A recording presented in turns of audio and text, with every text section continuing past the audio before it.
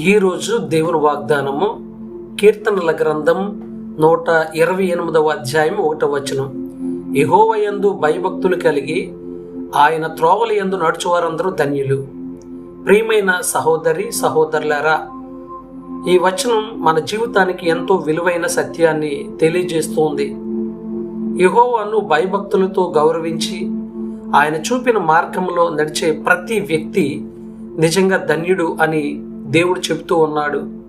ఇక్కడ ధన్యులు అంటే కేవలం భౌతిక ఆశీర్వాదాలు మాత్రమే కాదు, హృదయ సమాధానం, కుటుంబ శాంతి, ఆత్మీయ ఆనందం కూడా. ఈ లోకంలో చాలామంది తమ స్వంత మార్గాల్లో నడుస్తారు, కానీ దేవుని మార్గంలో నడిచేవారు మాత్రమే స్థిరమైన జీవితం పొందుతారు. మన మాటల్లో, పనుల్లో, నిర్ణయాల్లో దేవునిని ముందు ఉంచినప్పుడు ఆయన మన జీవితాన్ని ఆశీర్వదిస్తాడు. యెహోవాను భయపడటం అంటే ఆయనను ప్రేమించడం, ఆయన ఆజ్ఞలకు లోబడటం, దినదిన జీవితంలో ఆయనను మహిమపరచడం. ఈరోజు మనల్ని మనమే ప్రశ్నించుకుందాం. నేను దేవుని త్రోవలలో నడుస్తున్నానా? నా జీవితంలో ఆయనకు మొదటి స్థానం ఇస్తున్నానా?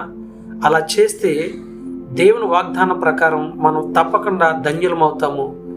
ఆయన మన కుటుంబాలను, పనిని, భవిష్యత్తును ఆశీర్వదిస్తాడు.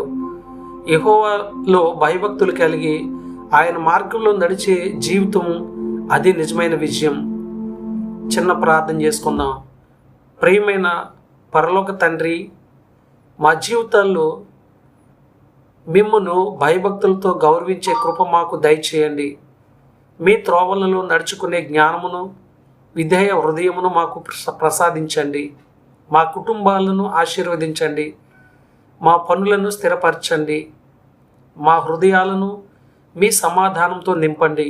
ప్రతి దినము మీకు ఇష్టమైన జీవితం జీవించినట్లు మమ్మను నడిపించుము. ఈ కొద్ది ప్రార్థనను యేసుక్రీస్తు వారి అతి పరిశుద్ధ నామంలో అడిగి వేడుకొంచున్నాం తండ్రి. ఆమేన్. God bless you all.